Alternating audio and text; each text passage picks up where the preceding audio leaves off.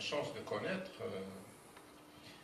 quelle est notre position par rapport, scientifique je veux dire, technologique, par rapport à Israël. Comment c'est géré au niveau des affaires étrangères. Là, on utilise un élément très très simple.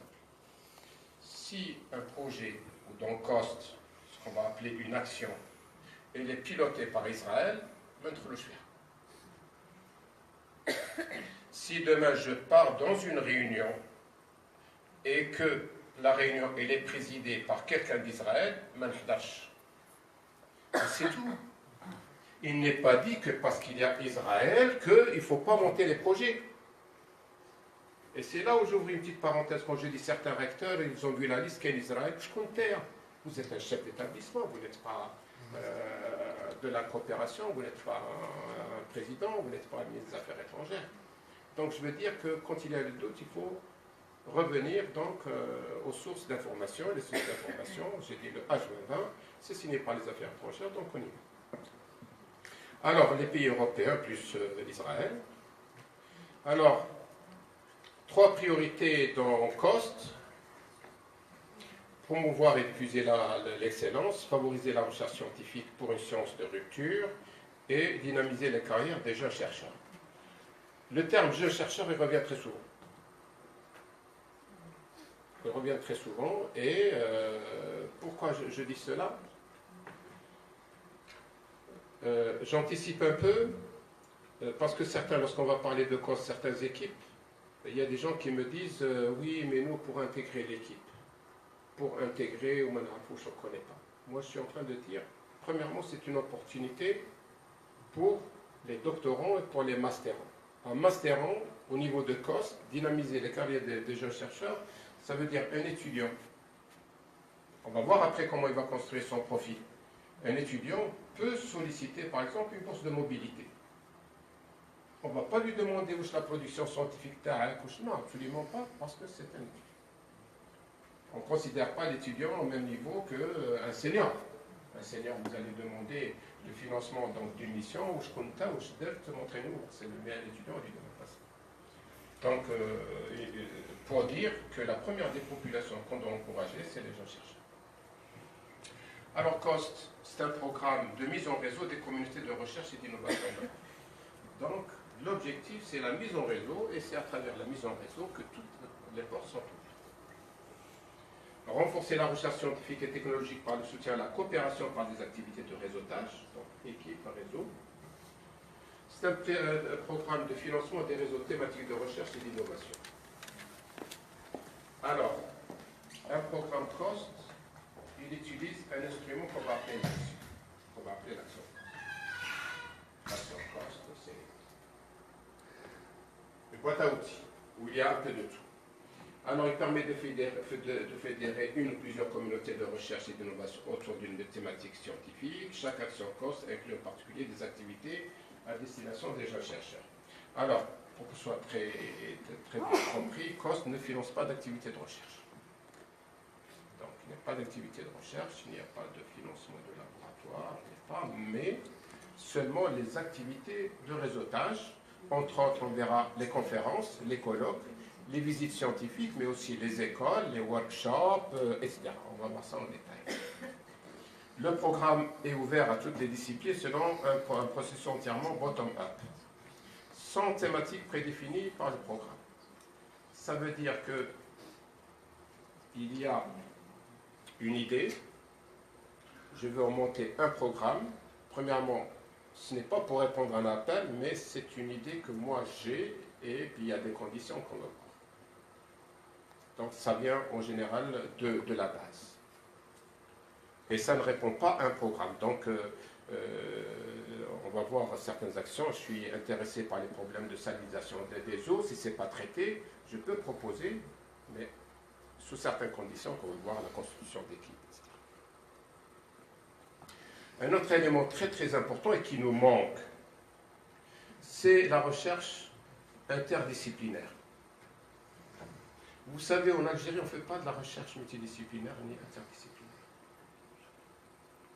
Pourquoi? Parce que tout simplement, on n'a pas de réseau, on ne fait pas Je ne sais pas, mais on trouve l'information. Bon, il y a des exceptions, bien sûr. On trouve les physiciens autour de leur physique, les chimistes autour de leur chimie, les informaticiens, les mathématiciens, etc. Beaucoup plus important qui est le nombre de citations. Et je vais revenir sur ça. Donc, je rappelle pour mes collègues qui sont en train de prendre des photos que la présentation elle est publique. Elle va être, donc, tous les documents seront mis à la disposition donc, du centre de recherche qui en défilera. Donc, vous voyez, de façon, si on voit la production scientifique, donc effectivement, on voit une petite stagnation 2014-2015, mais la progression est continue. Un autre élément très important, nous pensons que nous avons atteint un seuil de saturation. Je veux dire que les gens qui publient beaucoup, ces dernières années, ils publient moins. C'est-à-dire la progression de leur production scientifique, elle est en baisse. Est-ce qu'ailleurs, ou est-ce qu'on ne sait pas, et qu'il n'y a pas une relève. Quand vous voyez cette progression, mais il faut la tenir compte du fait par rapport au nombre d'inscriptions, par rapport aux doctorants, etc. Donc il n'y a pas, ce n'est pas uniforme. L'autre élément très important, donc, c'est le classement. Le classement donc, de l'Algérie, nous sommes à la 56e place. Là, c'est Simago, hein, c'est le classement Simago, je viens de le tirer il n'y a pas longtemps. Et ça, si on voit, donc, par exemple, en Afrique, nous sommes à la 4e position. Par contre, un indicateur très important, si on voit notre position en termes de citation, on descend à la 7e ou la 8e place. Je parle de mon expérience. Je dis à mes étudiants, patientez encore 6 mois, patientez une année, faites une bonne publication. Vous avez plus de chances d'avoir de meilleures citations que d'aller prendre votre travail au rabais dans une première revue qui accepte. Et là, on va revenir sur ces détails parce que c'est un paramètre important.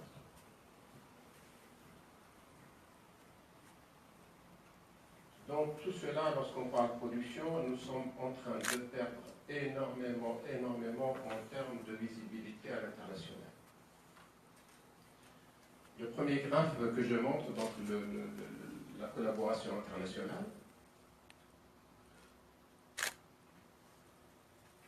Vous connaissez la différence entre la coopération et la collaboration? Hein? On dit collaboration scientifique, on dit coopération scientifique. La coopération, c'est lorsqu'on se partage un projet. On fait de la coopération sur un projet, ça veut dire j'ai 5 équipes, chaque équipe prend une partie et on coopère ensemble pour réaliser le grand projet. La collaboration, c'est des échanges de façon globale. Donc, au niveau des échanges, de façon globale, regardez en 1996, où on était avec les publications qu'on avait, on avait à peu près 65% des publications se faisaient avec l'international. Regardez la dégringolade par la suite. Bien sûr, il y a eu la décennie noire, mais ça n'explique pas que depuis la création de la DG, par exemple, depuis 2008, on n'ait pas eu une remontée. Je ne gère pas, vous voyez tous le graphe. On ne s'explique pas pourquoi il n'y a pas cette remontée. On voit un peu plus bas, donc dans le graphe plus bas, 62% de la production algérienne est produite entre Algériens. Alors que lorsqu'on dit production scientifique, c'est coopération, c'est universalité, c'est science, c'est recherche, etc. Forcément, il faut qu'on soit en partenariat avec l'élite. Et sur les 38% restants, vous avez 21% avec la France. Conclusion, ou je ne sais pas sur qu'est-ce qui nous reste concernant les autres structures et les autres pays. Donc c'est un peu le graphe en bas à gauche. Bon, l'Arabie Saoudite, parce qu'il y a beaucoup d'Algériens qui ont, depuis les années 90, donc franchement l'Arabie Saoudite, etc. Et United States, l'Espagne, donc l'Italie, l'Angleterre, l'Allemagne, etc. Tous ces pays dans une petite proportion, les 1%, etc. Mais l'handicap majeur, il est 62% algéro-algérienne et 21% avec la France. Alors, le graphe donc, en haut à gauche, c'est tout simplement la production scientifique, comment elle est répartie par grand domaine. Là où on a le plus de production, c'est dans le domaine de l'engineering, des sciences de l'ingénieur. Et puis viennent le computer science, génie des procédés, informatique, mathématiques, sciences des matériaux, etc. Le grand regret que j'ai toujours mentionné, le grand regret, c'est la faiblesse de la recherche dans les sciences médicales. Je le dis et je le répète, l'acte médical, ce n'est pas de la recherche. Beaucoup de mes amis, beaucoup de nos collègues vous disent « Ah, je suis en train de faire la recherche ». Non, la recherche, c'est lorsque vous écrivez quelque chose, lorsque vous le publiez, lorsque vous le prenez en compte. L'acte médical, ce n'est pas de la recherche, c'est l'acte d'exercice. Et là, dans la production, dans les sciences médicales, nous sommes après le Malawi, nous sommes après... c'est vraiment une réalité que la communauté ne veut pas, je ne sais pas. Pourquoi? Parce que, y compris, bon, je pense que j'ai des collègues du domaine, j'ai eu le plaisir aussi de participer à la refonte, la rediscussion sur les sciences médicales, lorsqu'on a voulu introduire la partie initiation à la recherche en quatrième année, que là c'est appelé le DMS. Septième année, pour lui faire l'initiation de la recherche, ce qu'un étudiant dans une université en sciences et techniques peut faire à partir de la licence. Alors, quelques graphes. Ce que vous voyez en vert, c'est les coopérations internes dans les 62% que je citais, sur la base de Scopus. Et en bleu, là, c'est le petit graphe, c'est sur le document Web of Science. Disons que les grands pôles qui se dessinent, si vous voyez au niveau du Web of Science, c'est l'extraordinaire visibilité de l'Université de Stiblat. Je le dis tout, hein. Donc là, c'est des données, hein. C'est là où il y a le plus grand réseau. Sinon, donc à droite, vous voyez, c'est Constantine et ses périphéries, parce que beaucoup d'universités ont été créées à partir de Constantine, donc on maintient donc, la création de nouvelles universités, de nouvelles filières, etc. Il y a une forme. Sinon, donc, il y a le pôle, il y a également l'USTHB.